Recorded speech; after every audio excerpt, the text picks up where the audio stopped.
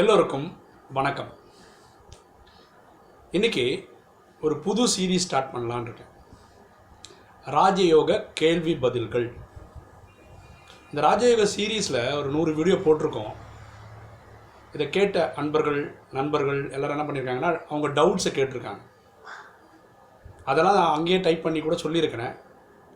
இருந்தாலும் அந்த டவுட்ஸை கிளாரிஃபை பண்ணுற மாதிரி ஒரு வீடியோ போட்டால் நல்லா இருக்கும்னு ஃபீல் பண்ணுறதுனால இந்த ஒரு வீடியோவில் குறைஞ்சது 2 கேள்விக்கு ஒரு கேள்வி எடுத்துப்போம், 2 கேள்வி எடுத்துப்போம், அதுக்கு பதில் சொல்ல ட்ரை பண்ணுவோம். ஓகேங்களா? இன்றைக்கி அந்த மாதிரி எக்ஸாம்பிளில் 2 கேள்வி எடுக்கிறோம். ஃபஸ்ட்டு கேள்வி ஒருத்தர் கேட்ட கேள்வி இதுதான். இந்த பெரியவங்க இருக்காங்களே, ஜீவ சமாதி அடைந்தவர்கள்,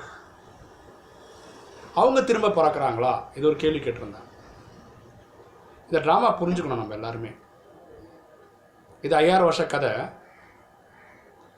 சத்தியுகம், திரேதாயுகம், துவாபரயுகம், கலியுகம்னு 4 யுகங்கள் பிரிக்கப்பட்டிருக்கு.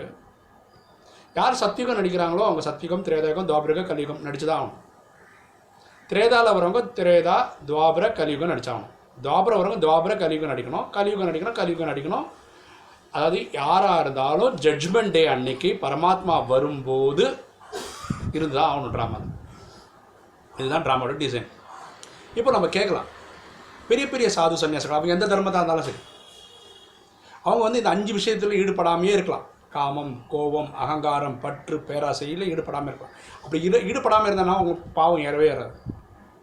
அவங்க ஜீவசமாதி அடைஞ்சிட்டாங்கன்னா நம்ம தியரிட்டிக்கலாக என்ன சொல்லலாம்னா, அவங்க தான் பாவமே பண்ணலையே, அவங்க கர்மாதியத்தை அடையலாமே. இது லாஜிக் தான், கேள்வி கரெக்டு தான். ஆனால் அவங்க இதுக்கு முன்னாடி 2-3 பிறவி எடுத்திருப்பாங்க. அந்த பிறவி சாதாரண பிறவியாக இருந்திருக்கலாம், அதில் பாவம் ஏற்பட்டிருக்கலாம். அப்போது அந்த பாவத்தை அழிக்கிறதுக்கு அவங்க என்ன பண்ணாங்க?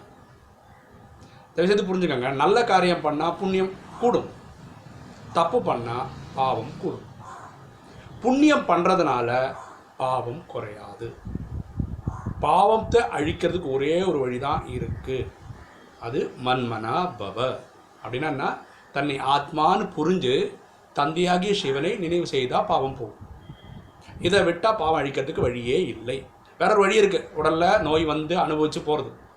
அதுக்கு என்ன பண்ணோம்? பிறவிகள் எடுத்துக்கிட்டே இருக்கணும். ஒரு பிறவிக்கு அடுத்த பிறவி. அதுதான் எல்லாருமே பண்ணிகிட்டு இருக்கோம். அப்போது ஜீவசமாதி அடைந்தவர்கள் போன பிறவியில் செய்த பாவத்தை அழிக்க தெரியாததுனால, அவங்க ட்ராமாவில் அப்படி இல்லாததுனால அவங்க திரும்பி போக முடியாது, வீட்டுக்கு சாந்தி தாமத்துக்கு போக முடியாது. அவங்க திரும்ப பிறப்பு எடுப்பார்கள்.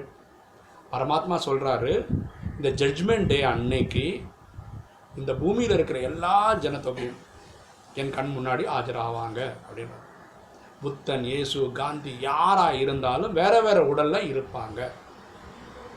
இதுதான் ட்ராமாவோட விளக்கம். இது பரமாத்மா சொன்ன விளக்கம். ஓகேங்களா? இப்போ 2வது ஒரு கேள்வி கேட்டாங்க. ஹிந்து சாஸ்திரத்தில் சிரஞ்சீவிகள் அப்படின்னு சொல்கிறாங்க. 9 பேர் சிரஞ்சீவிகளாக சொல்கிறாங்க. ஃபார் எக்ஸாம்பிள், ஒருத்தர் கேட்ட கேள்வி என்னன்னா, அஸ்வத்தாமான்றவர் சிரஞ்சீவி, அதான் சாவே இல்லை, அவர் இப்போ உயிரோடு தான் இருக்காரா? அப்படி இருந்தால் எங்கே இருக்கார்?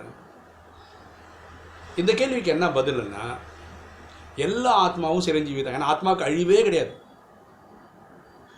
ஓகே. ஆனால் உடலில் வந்தால் அந்த உடலில் நடிப்பு 60 வயசுலேருந்து ஒரு 100 வயசுலேருந்து 120 வயசு வரைக்கும் இருக்கலாம். 150 தான் மேக்ஸிமம். அதுக்கப்புறம் அந்த உடம்பு விட்டு தான் ஆகணும். அப்புறம் அடுத்த பிரிவு எடுத்தாகணும் அந்த ஆத்மா வேற ஒரு உடம்போட. இப்படி ஆத்மாக்கள் ஒரு உடம்புலேருந்து ஒரு உடம்புக்கு போயிட்டு இருக்கலாமே ஒழிய, ஒரே உடம்புல இருந்துக்கிட்டே ரொம்ப நாள் வாழ்கிறதுன்றது நடக்காத காரியம் இல்லை. இது பாக்கியில் என்ன சொல்ல, மகாபாரதமும் சரி ராமாயணம் சரி உருவாக்கப்பட்ட கதை தான். அதுக்கு நீங்கள் ராமாயணம் நடந்து அந்த வீடியோ பார்க்கலாம், மகாபாரத வீடியோ கேட்கலாம், பார்த்துக்கலாம். ஸோ சிரஞ்சீவிகள் சொல்கிறது கதைகளால் உருவாக்கப்பட்டது 9 பேர் தான். அந்த கதைகள் தான் கரெக்டாக இருக்கும். ஆனால் ரியலாக நடக்கவே இல்லை. ஆனால் ஆத்மாக்கள் எல்லாருமே சிரஞ்சீவி தான். ஆனால் ஆத்மாவுக்கு அழிவே கிடையாது. ஆத்மா இஸ் அன் எனர்ஜி. ஓகேங்களா? அதுக்கு நெய்தர் கிரியேட்டட் நாட் டெஸ்ட்ராய்ட். அது அழிவு கிடையாது.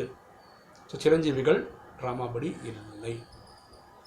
அடுத்த கொஸ்டின் ஆன்சர் செஷனில் வேறு 2 கேள்விகளை எடுத்துக்கலாம், அதுக்கு விளக்கம் பார்க்கலாம். எல்லோருக்கும் இந்த வீடியோலாம் பிடிச்சிருக்குன்னு நினைக்கிறேன். பிடிச்சிருக்கவங்க சப்ஸ்கிரைப் பண்ணுங்கள், லைக் பண்ணுங்கள், ஃப்ரெண்ட்ஸ்க்கு சொல்லுங்கள், கமெண்ட்ஸ் போடுங்க. தேங்க்யூ.